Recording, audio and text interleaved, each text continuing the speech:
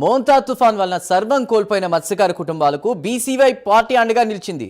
మత్స్యకార కుటుంబాలకు బీసీవై అధినేత ఆదేశాల మేరకు పార్టీ నేతలు 25 కేజీల బియ్యం బస్తాలు కూడా పంపిణీ చేస్తూ ఉన్నారు.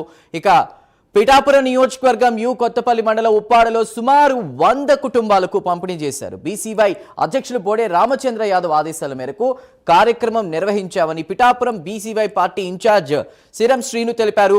ప్రజలకు ఏ కష్టం వచ్చినా రామచంద్ర యాదవ్ అండగా ఉంటారని కూడా తెలిపారు. మన ఉప్పాడ తీరాన్ని మోంతా తుఫాన్ అనే ఒక బీభత్సాన్ని సృష్టించిందండి. ఆ యొక్క తుఫాన్ వల్ల తీర ప్రాంతమైన ఉప్పాడ గ్రామంలో బీచ్ రోడ్డుతో పాటు చాలా మంది నిరాశ్రయులుగా అవడం జరిగింది.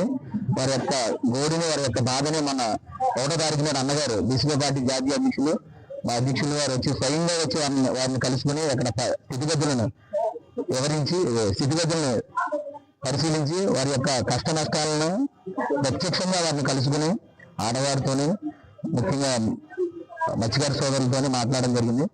రామచంద్ర యాదవ్ గారికి వారి యొక్క కష్టాలు ఏదనేది వివరించడం జరిగింది.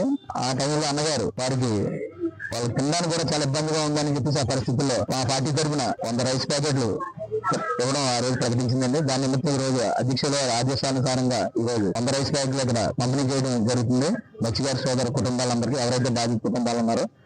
అలాగే రాబోయే కాలంలో కూడా ఇంకా పిఠాపురంలో ఏ సమస్య ఉన్నా, ఇంకా చాలా సమస్యలు అనేవి ఇదనే కాదు, అక్కడ గొల్లప్రోలు మండలంలో చూసుకుంటే వరద వల్ల ముందు ప్రాంతాలు ఇప్పటికే చాలా పంట నష్టం చాలా జరిగిందండి. పత్తి కానీ, వరి కానీ, చెరుకు కానీ, అరటి కానీ చాలా కూడా తీవ్రంగా నష్టపోవడం జరిగింది. వీళ్ళందరినీ రైతు గోడు కూడా ఉండడానికి కూడా ఎవరు లేరు.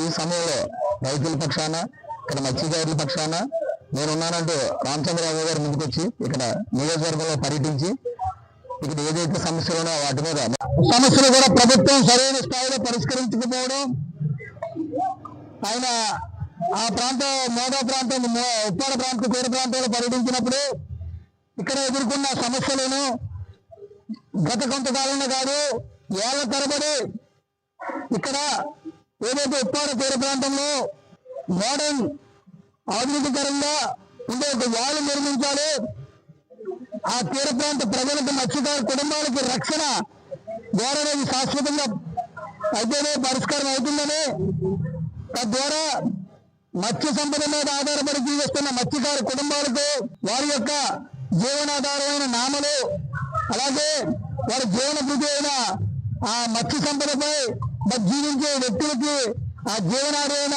సముద్రం నుండి ఆ సముద్ర ప్రాంతంలో వాళ్ళకి రక్షణ, శాశ్వత రక్షణ కావాలని వాళ్ళు ఏళ్ల తరబడి ప్రభుత్వాన్ని డిమాండ్ చేస్తున్నప్పటికీ కూడా ఏ ప్రభుత్వం అధికారంలోకి వచ్చినా కేవలం వాళ్ళ యొక్క అవసరాల కోసం, వారి యొక్క రాజకీయ పబ్బం నడుపుకోవడం కోసం మాత్రం